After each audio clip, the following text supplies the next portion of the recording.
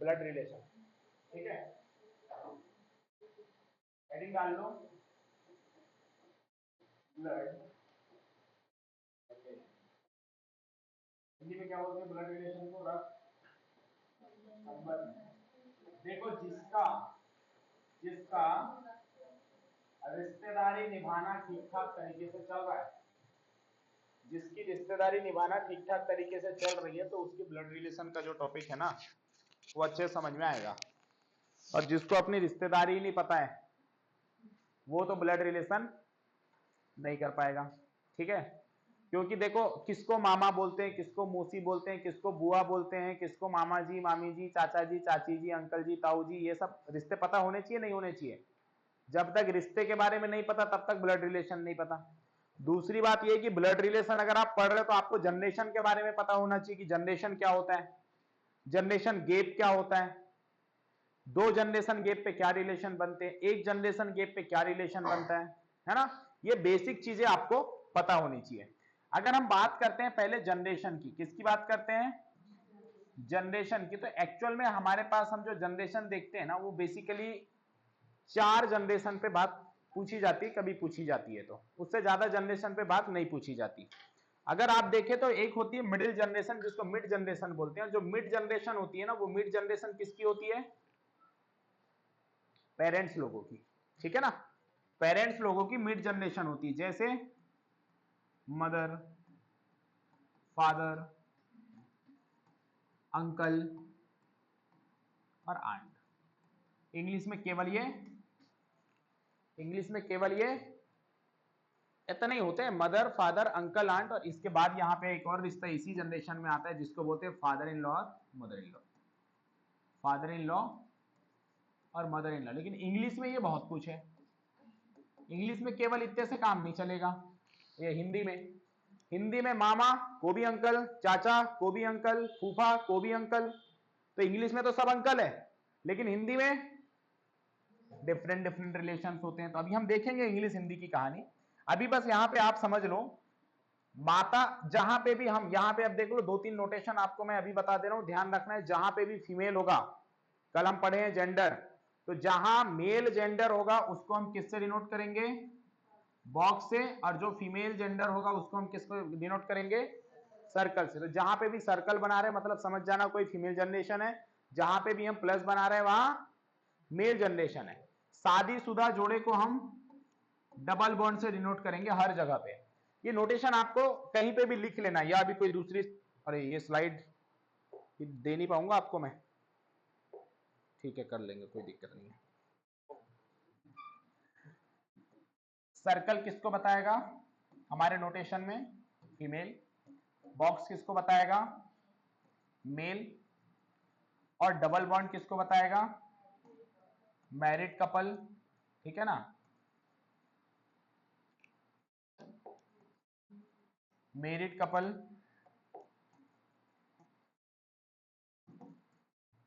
Single bond किसको बताएगा? Brother sister या ब्रदर ब्रदर, है ना? इसको कौन बताएगा? Single bond. ठीक है, अगर मैंने एरो लगाया ऊपर लिखा है तो ये अपर जनरेशन को बताएगा। किसको बताएगा? अपर जनरेशन। अगर हमने डाउन करके एरो लगाया तो ये लोअर जनरेशन। ठीक है, समझ में आ रहा है नहीं आ रहा है? तो ये इतने नोटेशंस आपको बेसिकली ध्यान देना है। ठीक है, अब यहां पे अगर जनरेशन की बात करूं तो मेन जो मिड जनरेशन होता है उसमें इंग्लिश में कितने रिलेशन होंगे? Mother, father, uncle, aunt, father in law और मदर इन लॉ। ठीक है, अगर मैं बात करूं तो ये जो अंकल आंट है ये डिपेंड करेंगे कि भाई किसके साइड से अंकल और आंट की बात कर रहे हो। और अगर आप मदर के साइड से अंकल और आंटी की बात कर रहे हो तो इसको बोलते हैं मैटरनल। क्या बोलते हैं? Maternal uncle and maternal aunt. ठीक है, आंटी वर्ड नहीं होता डिक्शनरी में, ध्यान रखना है। आंटी केवल स्पोकन इंग्लिश में होता है, जैसे आंटी जैसा वर्ड होता नहीं। हम लोग बोल देते कहां जा रहे हो? आंटी के घर जा रहे हैं। कौन आंटी? कहां की आंटी? पता नहीं, एक्चुअल में वो आंट होती है ना। फादर के साइड से अगर आप कोई रिलेशन बताओगे तो वो हम किससे डिनोट करेंगे? उसको पैटर्नल से डिनोट करेंगे। किससे डिनोट करेंगे? समझ में आ गया? माता के तरफ से डिनोट करोगे मैटरनल अंकल, मैटरनल आंट। तो माता के तरफ से कौन कौन से हिंदी के रिश्ते होते हैं बताओ?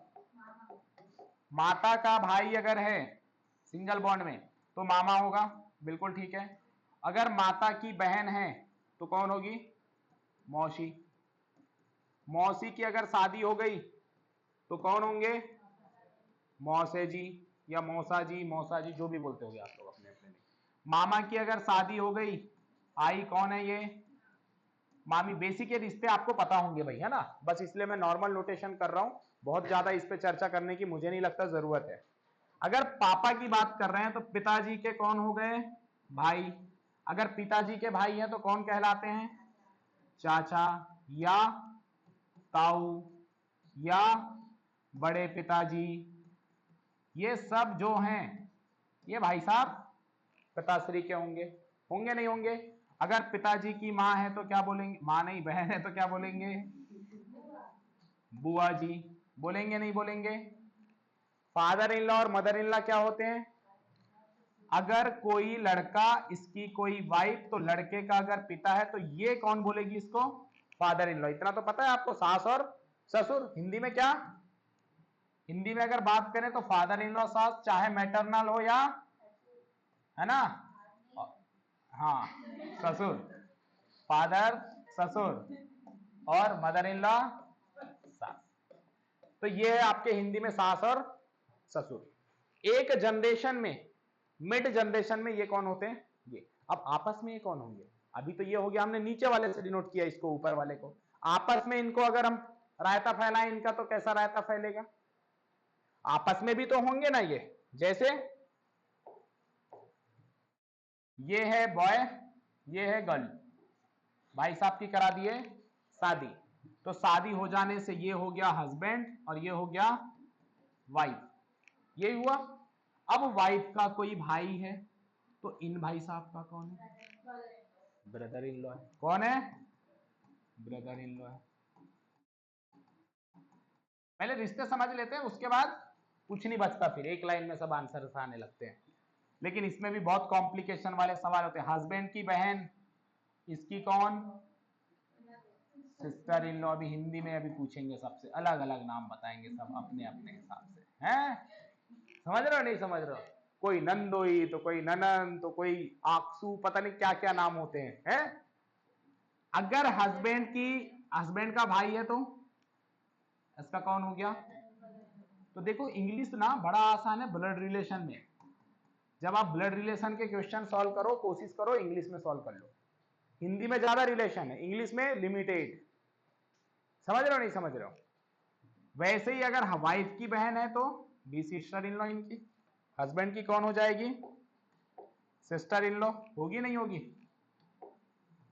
मतलब आप सिंपल सी बात दो, शादी के बाद बनने वाले रिश्ते, सुनो क्या, शादी के बाद मिलने वाले रिश्ते जो दहेज में आते हैं वो ब्रदर इन लॉ के साथ आते हैं। कोई भी रिश्ते आप देखो जो शादी के बाद बन रहे हैं, शादी के पहले नहीं, शादी के पहले जो रिश्ते रहते हैं वो डायरेक्ट हमने देखा उधर, अंकल आंट फादर मदर, ये सब।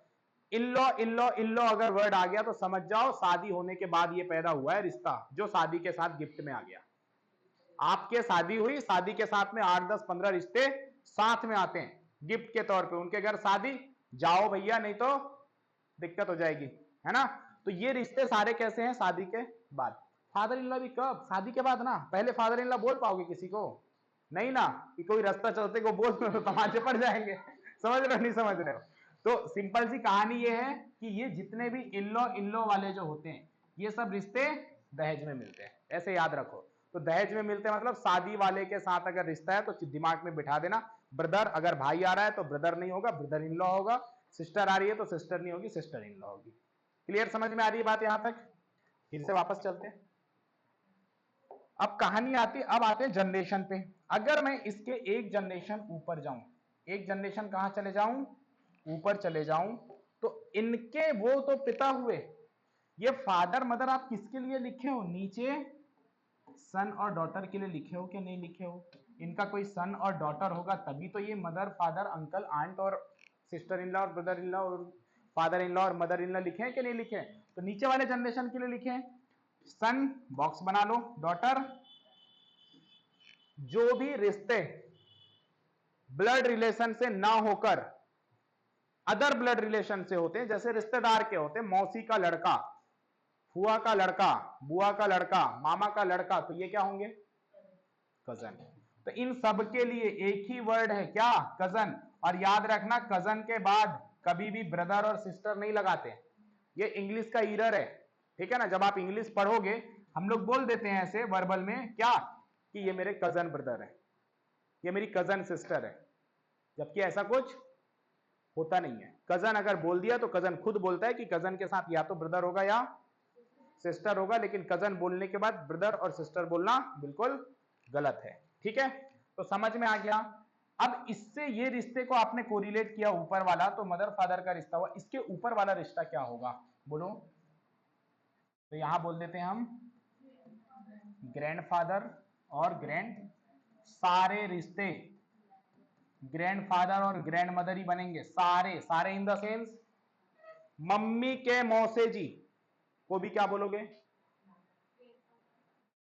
मम्मी के मौसे जी को भी ग्रैंडफादर, पापा के ताऊ जी को भी ग्रैंडफादर। तो यहां पे एक ही रिश्ता है, वहां नहीं पैटर्नल मैटरनल। हाँ, अब वो डिपेंड करेगा, अगर आप पिता के पिता की बात कर रहे हो तो पैटर्नल ग्रैंडफादर, माता के माता की बात कर रहे हो तो मैटरनल ग्रैंडफादर, माता के तरफ रिश्तेदारों की बात कर रहे हो मैटरनल ग्रैंडफादर, पिता के तरफ रिश्तेदारों की बात कर रहे हो तो पैटर्नल ग्रैंडफादर। क्लियर? ये हो गए कितने जनरेशन बताओ? अगर अभी हम बात करें तो ये हुआ 3 ही जनरेशन हुए ना। एक्चुअल में 3 जनरेशन से ही कोरिलेट करना है। इसको बोला जाता है लोअर जनरेशन, इसको बोला जाता है अपर जनरेशन, ठीक है, अपर जनरेशन। अब कहानी आती, इसके भी ऊपर एक जनरेशन होता है। इसी के कॉन्टेक्ट में अगर मैं बात करूं, देखो एक जनरेशन गैप पर, जब जनरेशन गैप एक हो तो माता पिता बेटा बेटी ये रिश्ता बनता है। अगर 2 जनरेशन का गैप है तो दादा दादी। अब यहां हिंदी में अलग है, हिंदी में पिता के हैं तो क्या बोलोगे? दादा और दादी, और माता के हैं तो क्या बोलोगे? नाना और नानी, ठीक है। अब कहानी है, अगर पिता के पिता अगर इनको बोल रहे हैं तो क्या बोलेंगे? अभी तो हमने इनके देखे ना, ग्रैंडफादर और ग्रैंड डॉटर, अब ये भी इनको सन और डॉटर तो नहीं बोलेंगे, क्या बोलेंगे? अगर इनका उल्टा रिलेशन अगर मैं इधर निकालूं तो ये क्या कहलाएंगे बोलो? ग्रैंडसन और ग्रैंड डॉटर। हिंदी में देखो, अगर बेटा का बेटा है तो पोता और पोती, पोता पोती कब? जब बेटा का बेटा है तो पोता पोती होगा, है ना ये। और अगर बेटा ये मान लो माता के तरफ से है तो बेटी के बेटा बेटी हुए ना, और बेटी के बेटा बेटी है तो क्या कहलाते हैं ये? नाती और नातन। समझ में आ रहा है? हिंदी भी नाती नातन किसको, यहां पे बहुत कंफ्यूज होता है पोता पोती या नाती नातन, ठीक है। हिंदी में तो, इंग्लिश में तो ग्रैंडसन और ग्रैंड डॉटर, कोई दिक्कत नहीं है, ठीक है। हाँ हाँ हाँ, खिचड़ी पकड़ी पकड़ी, खिचड़ी पकेगी, थोड़ी थोड़ी और पकाते हैं, और पकाते हैं, थोड़ी सी और पकाते हैं। अब मैंने बोला सन से हम इसके जो दादाजी हैं, हमारे दादाजी, दादाजी के पिताजी पे जा रहे हैं अपन, कि हम तुम्हारे दादाजी को भी देख लेंगे। तो हम अपने पिताजी के दादाजी की अगर बात करें तो पिताजी के दादाजी कौन होंगे हमारे? परदादा। तो परदादा को क्या बोलोगे? तो वो तो ग्रेट वर्ड, कितने जनरेशन गैप पे? अरे 3 जनरेशन गैप पे, ग्रेट 3 जनरेशन गैप पे, ग्रैंड 2 जनरेशन गैप पे, और फादर मदर 1 जनरेशन गैप पे। समझ में आ रहा है? जहां पे 2 जनरेशन गैप आ जाए तुरंत दिमाग में आ जाना चाहिए, 2 जनरेशन गैप मतलब ग्रैंडफादर या ग्रैंड मदर, 3 जनरेशन गैप मतलब ग्रेट ग्रैंडफादर या ग्रेट ग्रैंड मदर। हिंदी में बोलोगे तो पर दादा और पर दादी, पर नाना और पर नानी, मैटरनल ग्रैंडफादर ग्रेट ग्रैंडफादर और पैटर्नल ग्रेट ग्रैंडफादर, ठीक है। इधर क्या बोलोगे? इसके नीचे भी तो बोलोगे ना। परदादा इनको क्या बोलेंगे? परपोता परपोती, परनाती परनातन। तो पर के लिए लगा देना ग्रेट वर्ड, इंग्लिश में क्या? तो इधर भी ग्रेट उधर भी ग्रेट, दोनों महान, सबसे ऊपर जनरेशन भी महान, सबसे नीचे जनरेशन भी महान हो गए अगर टॉप टू टॉप बात करोगे तो, ठीक है। इससे ज्यादा ऊपर का नहीं पूछा जाता। समझ में आई बात नहीं आई? अब अगर क्वेश्चंस की बात करें, रिश्ते समझ में आ गए? यहाँ पे रिश्ते समझ में आ गया, sister in law, brother in law, brother in law, sister in law. किसको पैटर्नल अंकल, पैटर्नल आंटी बोलेंगे, किसको मैटरनल अंकल, मैटरनल आंटी बोलेंगे, किसको मैटरनल ग्रैंडफादर, ग्रैंड मदर बोलेंगे, किसको पैटर्नल ग्रैंडफादर और ग्रैंड मदर बोलेंगे। समझ में आ गई ये बात? पक्का? अच्छा ठीक है, अगर समझ में आ गई तो अब कहानी आती कि ब्लड रिलेशन में सवाल पूछे कितने टाइप के जाते हैं।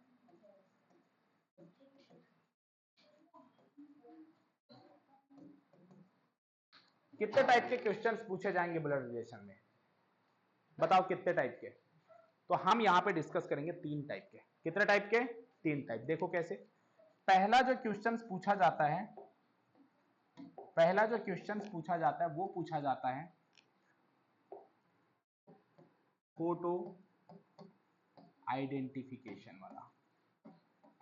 पहले टाइप का क्वेश्चंस क्या है? Photo identification. अगर एसएससी की बात करो, एसएससी सबसे ज्यादा इस पे सवाल पूछता है, ठीक है। अगर एसएससी की बात कर रहे हैं तो सबसे ज्यादा इस पे वो बोलेगा, एक तस्वीर की ओर इशारा करते हुए राम ने कहा, यह मेरे दादाजी के बेटे की बेटी की बहन की मामा की बेटी की कुछ का कुछ है। तो ये तस्वीर वाले की जब बात की जाती है तो सबसे ज्यादा एसएससी ने सवाल तस्वीर वाले पूछे हैं, ठीक है। फर्स्ट जो टाइप में कराऊंगा उसमें एसएससी सबसे ज्यादा कमांड करती है, ठीक है। दूसरा जो टाइप आता है उसमें क्या होता है, रिलेशन को सेटिस्फाई कराना रहता है। दूसरा आता है रिलेशन सेटिस्फाई कराने वाला। कैसे? वो बोल देगा ए बी का दादा है, बी सी का बेटा है, सी डी के बेटे का चाचा है। इस टाइप की जो चीजें आएंगी, मतलब कोरिलेशन हो रहा है, रिलेशन बनाना पड़ेगा, आपको सेटिस्फाई कराना पड़ेगा। तो that is second type of questions. Third type क्या होता है? तो थर्ड टाइम लिख लेना symbolic based question, symbol based question. तीसरा होता है सिंबल बेस्ड क्वेश्चन। ये क्या होता है? वो बोल देगा a प्लस बी, मतलब a b का पिता है, मतलब एक सिंबल का पर्टिकुलर मीनिंग देके रखेगा और उस मीनिंग को आपको सेटिस्फाई कराना पड़ेगा। सबसे टफ अगर होता है तो सिंबल बेस्ड क्वेश्चन होता है, ठीक है। सबसे आसान होता है तो फोटो आइडेंटिफिकेशन। ये ऐसा है, मतलब आसान भी है और आसानी है, मतलब ये भी रिलेशन सेटिस्फाई करने वाला भी। सिंबल में भी कौन सा होता है, एक रिलेशन देके 4 सिंबल दे देगा, बोलो कौन सा सही? ये टफ होता है। समझ में आ रही है ना बात? एक एक सवाल इसका लिख के यहीं पे बताता हूं, फिर अपन सीट पे आएंगे और सीट पे बहुत सारे सवाल या लिखा लिखा के सवाल करा दूंगा। एक सवाल लिखो यहां पे, लिखना एक व्यक्ति मत लिखो, लिखो नाम लिख देते हैं किसी का, राम एक तस्वीर की ओर इशारा। अब इंग्लिश में लिखा दूंगा या हिंदी में ही लिख लो जैसे आप। अब मैं हिंदी भी थोड़ा पता नहीं गड़बड़ लिख दूं, देख लेना। राम एक तस्वीर की ओर इशारा करते हुए इशारा करते हुए कहता है, करते हुए कहता है,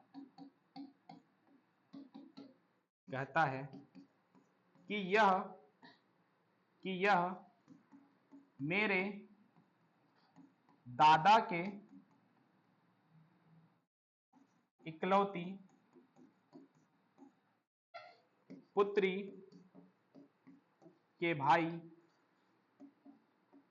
का इकलौता बेटा है, बेटा है। बताइए तस्वीर का संबंध राम से किस तरह है, राम से किस तरह है। हिंदी समझ में आ गई क्या सबको? इंग्लिश में लिखना है, आप लिख लो। Ram pointing to a photograph, लिखो Ram pointing to a photograph and he said this is only son of brother of sister, brother of only daughter of। यार एक एक करके ऐसे गड़बड़ा जाओ, एक साथ लिखो। आ गया क्या? आ गया तो ऐसे ही कर लो। मैं अभी जो क्वेश्चंस लाऊंगा हिंदी इंग्लिश दोनों में लाऊंगा, सोच के बताओ आंसर क्या है। तो आंसर क्या आएगा, वो खुद की बात कर रहा है, फोटो किसकी है, उसकी खुद की है। तो ये आसान है नहीं है बताओ, किसी को टफ लगा? बिल्कुल आसान सवाल होते हैं, एक दो सवाल हम डिस्कस करेंगे, आपको सब समझ में आ जाएगा। क्लियर? इजी क्वेश्चन, एसएससी भाई साहब इजी ही पूछते हैं, ठीक है ना। ब्लड रिलेशन टफ एसएससी नहीं पूछा है अभी तक, आगे भी मुझे नहीं उम्मीद लगती कि ये टफ पूछेंगे, ठीक है। रिलेशन सेटिस्फाई कराने वाला सवाल, इसमें सबको समझ में आया, किसी को नहीं आया हो तो बता दो भाई कि वो खुद राम हो रहा है ना राम। दूसरा, ए बी का बेटा है, ए बी का बेटा है, बी का विवाह सी से हुआ है, सी से हुआ है, डी डी बी के पिता हैं,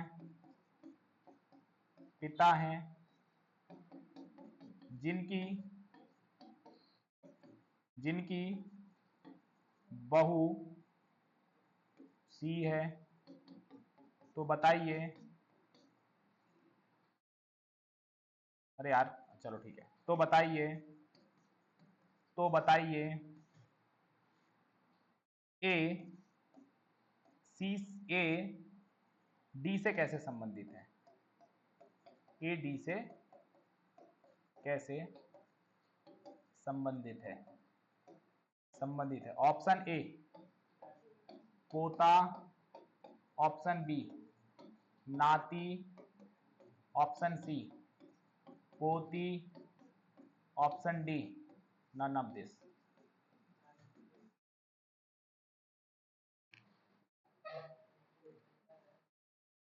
बताएं आंसर।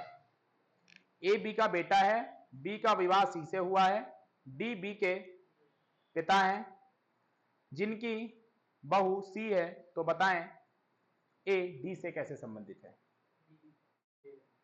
क्या है? ए डी से कैसे संबंधित, ए डी का कौन है? पोता है, नाती है। बहुत बढ़िया, पोता नाती में लड़ाई कराएंगे अभी। पोता है, मैंने जानबूझ के पोता और नाती दिया, आंसर पोता है नाती में से कोई है। ए बी का बेटा है, तो जब भी ऐसा होता है ना सिंबॉलिक, अभी हम बनाएंगे, अभी बहुत सारा बनाना भी सीखेंगे, यहाँ पे एक बना के बता रहा हूँ, इसको ऐसे बना दिया करो मिस्टेक हो तो। ए बी का बेटा, बेटा मतलब इसका जनरेशन फिक्स हो गया, बी का बेटा है, बी का नहीं जनरेशन फिक्स हो रहा है कि बी उनकी माता है या बी उनकी पिता है।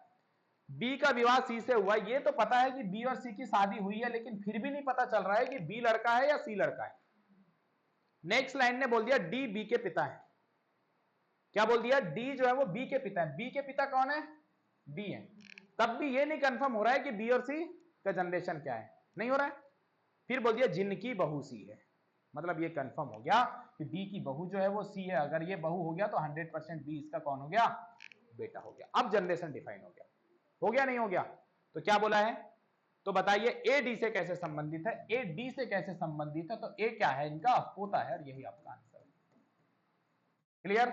ग्रैंडसन, ठीक है, कौन है?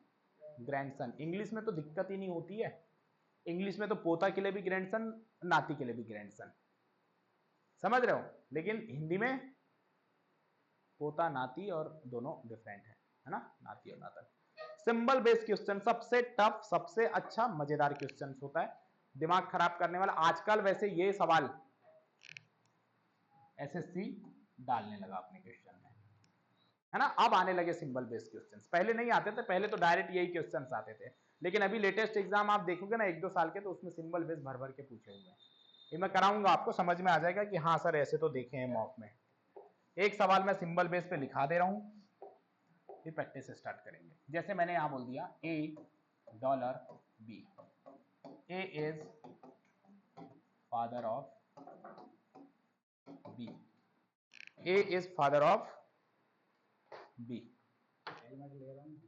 इसका ले लो, दे दो। कहाँ जा रहा है? कहाँ जा रहा है? यहाँ एक दोस्त का व्यू आया था तो भूल गया था, मैंने कहा यहीं से ले लेता हूँ, घर का ही। हाँ ले लो। A is father of B. A has B. मतलब A is mother of B. दूसरा बोल दिया मैंने A and B. A is sister of B. A percentage B. A is wife of B. A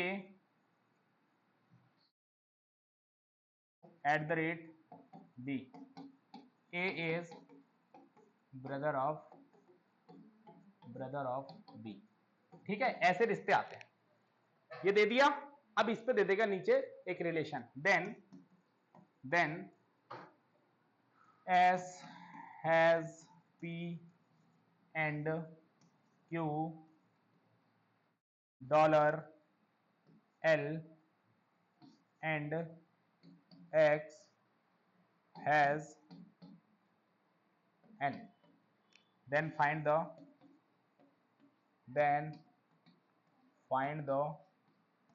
P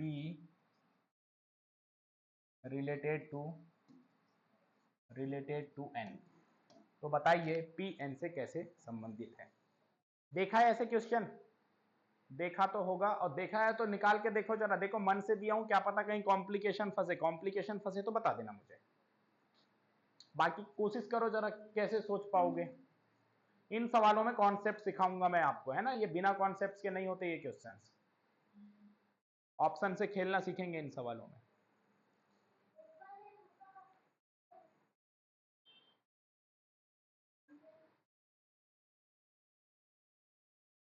बनाने की कोशिश करो.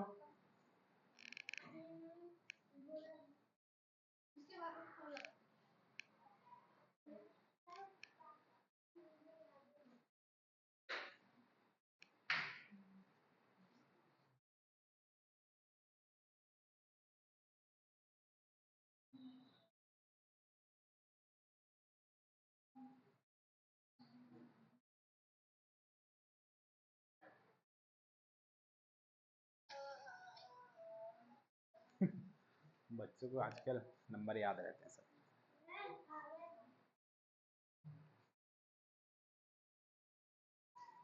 ठीक है.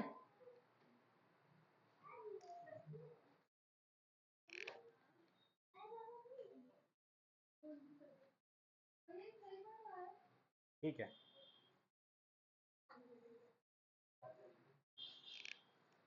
ठीक है, बोलो आंसर क्या है.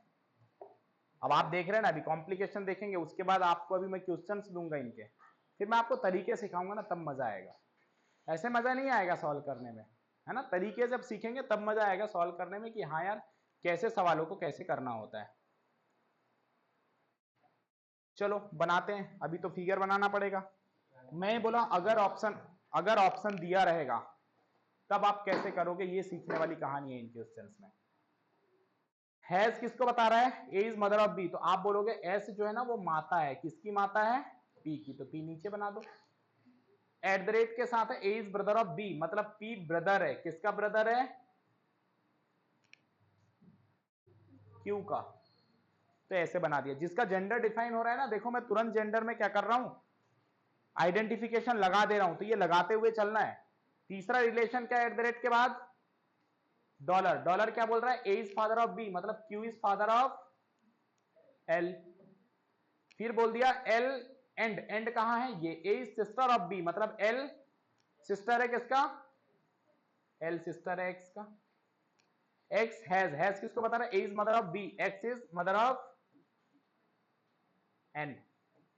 ये रिलेशन है. उसने बोला then find the P related to N. P N की कौन है. एक जनरेशन गैप पे केवल जेंडर देखना है. जेंडर क्या है, मेल, तो आप क्या बोल दोगे, ग्रैंड फादर.